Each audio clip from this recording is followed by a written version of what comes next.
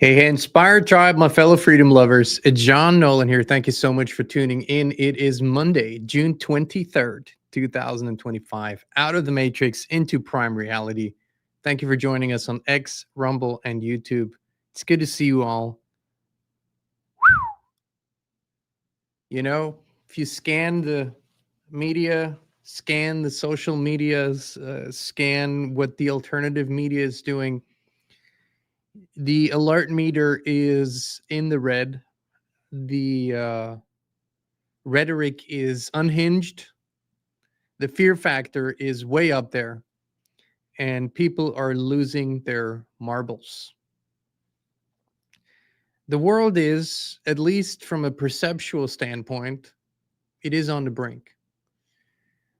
The scenario that is playing out right now is one that has been painted for such a long time in the media, in movies, in documentaries. I mean, this scenario has been, sort of made out to be this is the big one. When this happens, shit hits the fan. The Iran-Israel situation, America in the mix, everything that's going on, the news alerts are floating in, um, and it is designed to put people in a terrible state. And to a large degree, I think it is succeeding. I think the masses are glued, and they get into the same mode they always get when something like this happens. We know what the mode was in 2020, and it hasn't really stopped since. And it has been my experience. That's my life experience. That's what I have observed. That in a time of crisis, and I will say this again, it doesn't really matter whether the crisis is real or whether you believe it to be real. As soon as somebody believes a crisis is real, that's what is perceptually real. In a time of crisis, those who can stay in their hearts, those who can stay balanced, have access to creativity. When everyone else loses whatever they had of that. So while the rest of the world is losing their access to the heart space, losing their balance, losing their ability to think creatively, there's some of you out there who shine in those moments, who have been forged by fire, challenging situations in life, unexpected turns of events. And you made it. You made it through those times, and some of you leveled up tremendously during those times. I'm someone myself who, when pressure arises, when an unexpected thing arises, when crisis arrives, my system goes into level up mode. I've always believed in expansion during a time of crisis. The world is in a time of crisis. It has been, and we can. The only people that try to argue this away are the ones who've been desensitized and have been in it for too long. So they don't feel the pressure anymore. Or they don't feel the pressure rising as much. Their system is so pressurized already that a little more tension, it's like they don't feel it anymore. But the truth is that is happening. The world at large is in that state. It's the collective nervous system is overstimulated and has been brought out of balance. And this is where we come in, where you come in, not because we put ourselves on a pedestal or because we're some sort of cult or anything. You were simply born for a time like this. Most of you who are watching this, you know this. And, the world might not know you as some celebrity or something like that. Doesn't matter. You always felt that you could contribute something on a level that others don't access. They don't have interest in it. And it's true. The solutions to the world's greatest challenges, wars, conflicts, anything you might imagine, were always out of the box. They were always going to be exponential solutions, not linear ones. So where the mind virus has taken such root that people are losing their shit, the expansion of spirit and heart needs to happen on levels never before. What I mean by that is we practiced this all in our own lives, where we went into prayer or meditation and we were able to transcend a state of fear, worry, doubt, anger, sadness, pain, whatever it was, and we felt it. We felt the power within. We felt that there's something much bigger, something much, much bigger than what this world acknowledges. That you are not the body, you're not the mind, you're not the flesh. That you're something much, much bigger. And when that takes over, you shift the energy, not just of you. You shift the energy in the space around you. You literally do. And I believe this is what we're called to do. I believe we're called to shift the energy around us, whether you call this the Maharishi effect, raising consciousness, raising the vibration, raising the frequency, filling the field with peace, with love. It doesn't matter what the words are. It's the action and the intention that matter. And the field needs counterbalance. It requires of us to be at our peak. It wants us to show up. It wants us to transcend our limitations. It wants us to transcend our fears and show up as the shining, beautiful light that we truly are. Not these bodies. I'm not talking about these bodies. These are just avatars. They're just vessels for a journey. I'm talking about the real entity that is inhabiting these vessels. I had this whole show prepared today. It was going to be more information based, and I went through the newest updates that I could find, and what was shocking is just how filled with fear and doom and horror and anger the entire sphere is. I have said this over the last years, and I'll say this again, that some of these charismatic people that have built a huge following and that have specific knowledge in certain areas have not done any inner work, have not done any healing, have not discovered their greater self, if you will. And so when stuff like this happens, like it's happening in the world and what we're being confronted with right now, they have the spiritual and maturity level of a child. And I don't say this in a demeaning way. It's pretty much how most folks react to things. But I wish that these weren't the people that reach millions of people. It's simply, Kristin and I have discussed this many times over the years, how influencers, whatever you call someone who reaches a large audience, whether they want it or not, and whether the audience wants it or not, but their voice, what they say, has an impact. How they say it matters. Where they lead and guide people matters. And so when the attention is on this lower spectrum of the sky, of the scale of consciousness, fear, anger, violence, retribution, revenge, whatever all those lower spectrums are, and where when the focus goes there and solely there, then you are contributing to the very thing that we're actually desiring and intending to transcend. Now, please don't get me wrong. I'm not apathetic. It's not that I don't have empathy for anyone who's in harm's way. It's because I have that. And because I have asked myself for many years, what truly supports society, people in times of crisis. And guess what? The answer was never more anger, more outrage, more of all of that which the world is already showing.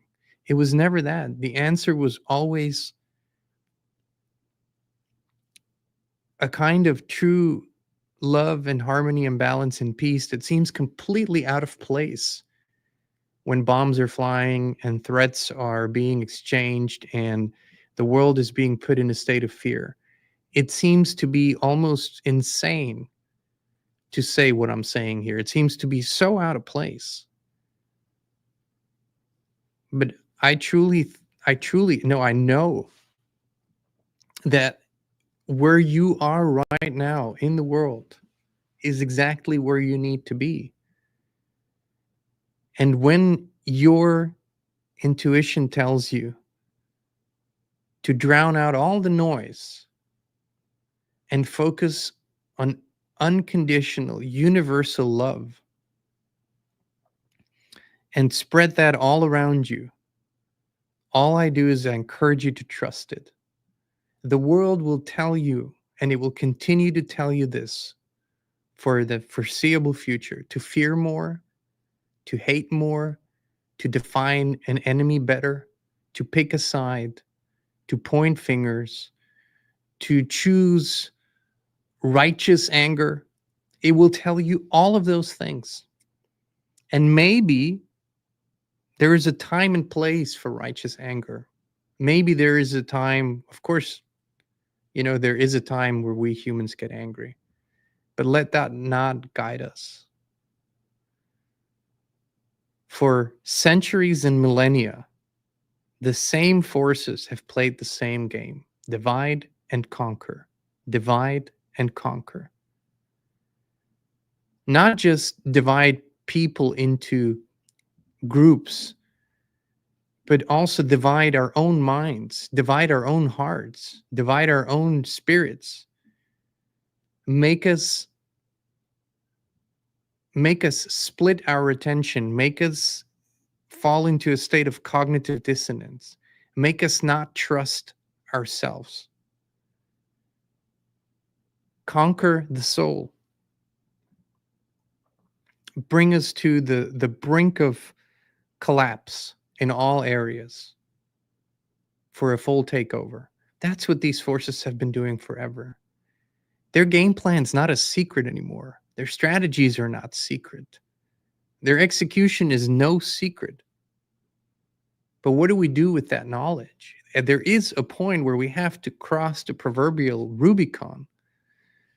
And any of you who have, and I would believe that many of you have faced severe challenges in your lives. There's almost a zero chance that you're here watching this if you haven't been through some really serious shit. If you haven't faced an incredible problem, challenge. And the fact that you're here, the fact that you made it through, says a lot. When we can, in the face of such huge challenges, step into spirit, we truly feel that how infinitely powerful we are. And how much can be accomplished through that. People think the world is all about moving chess pieces and pushing and pulling, and their action is incredibly important. But who we are while we take that action, that is what determines everything. One and the same action can be taken by 50 different people. The outcome of the same actions will be completely different depending on who that being is, what their vibration, what their energy is, what their true beliefs are, what it is that they infuse into that action. Every single time, every single challenge that arrived in my life forced me to either become a victim of that situation or to rise and level up and become a creator through that situation. Every single time, the choice was always there. This is no different. The world is pushing a victim mentality on the entire population. It is wanting everyone to feel helpless. It is wanting everyone to call for whatever is necessary to make that helplessness stop and to look upon outside figures to make that happen. And we can make an exponentially and diametrically opposed decision and empower ourselves into a position of leadership. Become your own commander-in-chief. Become your own prime minister. Become your own president. Become your own leading role. And create as though no one's watching.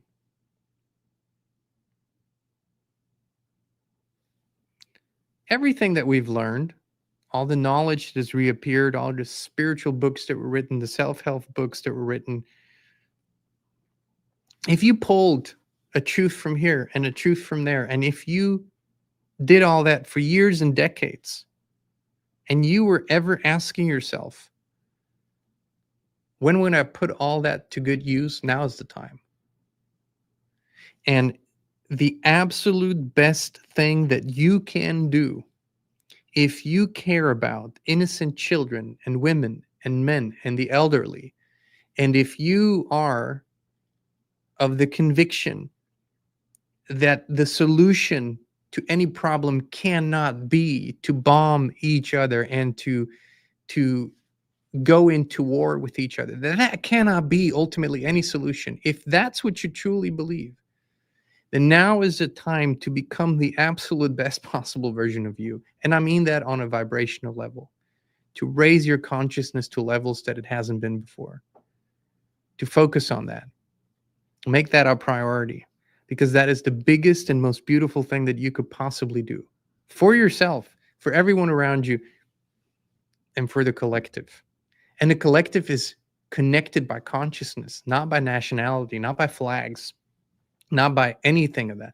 The collective is connected in consciousness. So if you know that fundamentally speaking, everything is connected, how could you not affect it? How could you not impact it? You do. You do, with every word you speak, with every action you take, with every intention that you set, with everything that you send out into the field, you're affecting it. You better believe it, because it's the truth. And I've said this, metaphorically speaking, each and every one of us is a puzzle piece in this huge, almost infinite play. And we can either live up to that puzzle piece, or we can stay in a deformed way and we won't fit into the big picture. We won't make it work. But that's our choice. So when you go out there and when you scan the field of information and try to get the latest updates or whatever, center yourself first, balance yourself first. Knowingly or unknowingly, most of the people out there will come from a certain state of fear. They will come from a certain state of uncertainty, worry, doubt. And when enough of that vibration is infused into the field, that becomes the dominant thing. And what is so important to remember, we talked about this, we did a whole show, we did multiple shows on this. We had a long-term consciousness researcher, Clayton Stedman, on, great, wonderful friend. There's something at work here that people don't know, and it's called consciousness compensation, the consciousness compensation effect. And I want to remind everyone of it. What does that mean? The scale of consciousness as it was developed by David Hawkins is not a linear but it's a logarithmic, it's a cone. So the higher up people are on that scale of consciousness, the more expanded their impact and power is. So lower down, little power. Higher up, much more power, much more effect, if you will. And so when people rise, and once again, this is not an egotistical observation, oh, they're better than everyone else. But when people focus on raising their consciousness and stepping into true forgiveness, not just lip service, stepping into true joy, stepping into true love, stepping into true goodwill with their entire being, they compensate in the field for millions who are very low in anger and frustration and fear and worry and doubt. So they are one single being at a higher level of consciousness can compensate for millions of others. It means there's a balancing, there's a leveling out effect that happens. Otherwise, the world would be in even greater chaos than it is. But that's what's happening. The scale can be balanced by people who know this and focus on this. And in good news, once again, I just say this as something that was measured by consciousness researchers that use applied kinesiology to test these things and test them pretty scientifically, I should say. They have they have found that our wonderful community, meaning you, have had a tremendous level up experience over the last 1.5 years on the consciousness scale, meaning it's a far greater leap than the average person on Earth. And I don't contribute that to us or our work, by the way. That's not saying, oh, we did so great together. You collectively have risen, and that was measured. It's a beautiful thing, which means that our community, and I knew the numbers at one point, is compensating for tens of millions. Once again, this is not an egotistical thing to think of yourself as more important than others. It's just an observable fact. And that is because you were willing and still are to do the work, to show up, to go within, to drown out the noise, to go where others aren't willing yet. And so if you want to look for credit, look in the mirror. And all I'm asking you is continue that, please, because it is needed. This is a reconnection. You know, if you know that we've all known each other. You know, we agreed on this. You know, we said we were going to do this.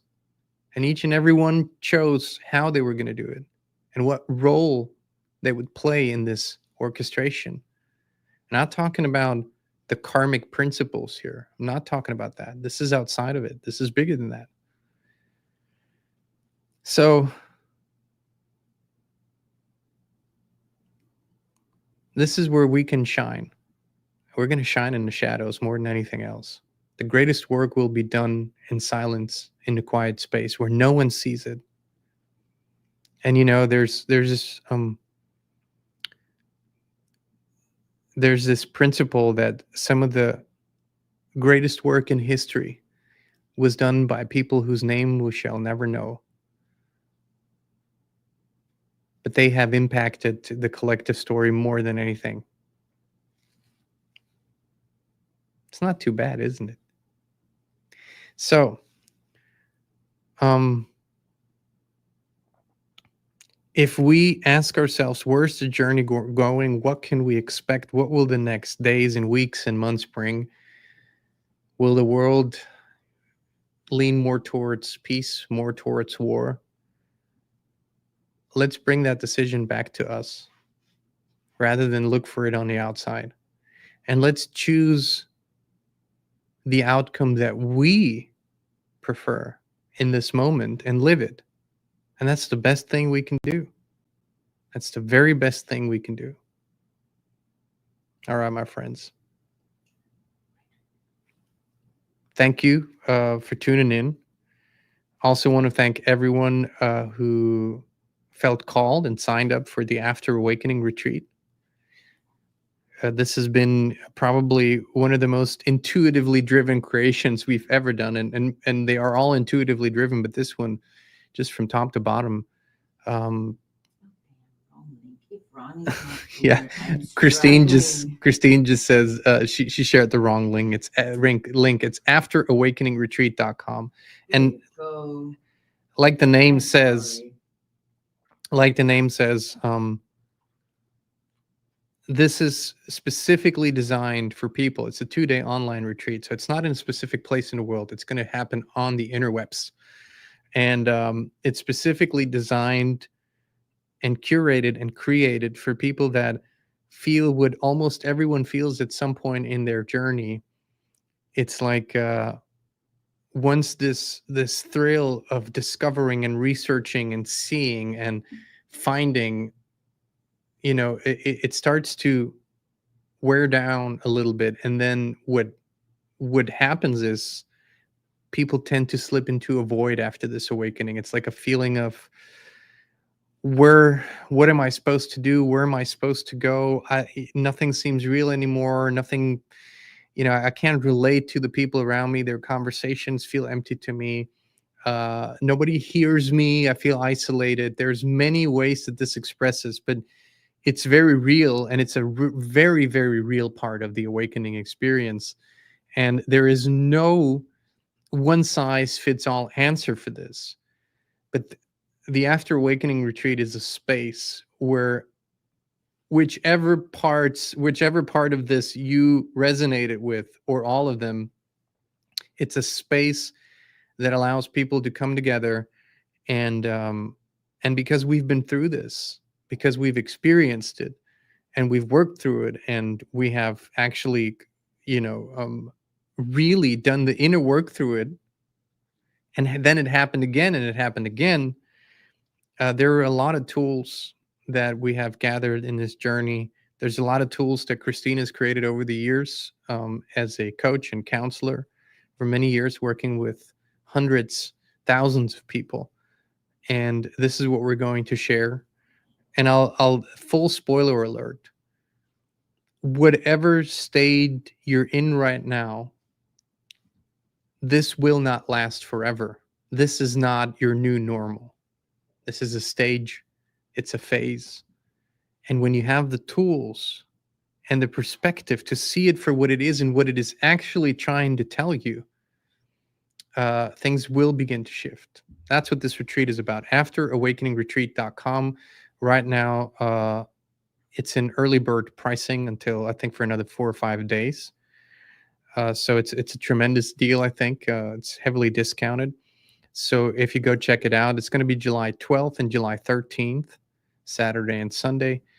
And it's going to be a tremendous time. All right, my friends, thank you again for tuning in. You know we love you. We appreciate you. And we will be back with you again very, very soon.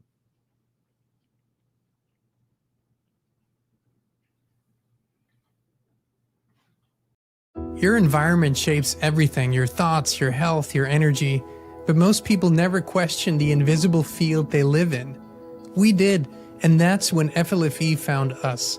It's not a product, it's a field of pure life force energy that lifts everything it touches. We now live in it 24/7, and we would love to invite you to experience it too. Start your free 15-day trial now. No pressure, no strings attached. Just the truth, resonance, and peace.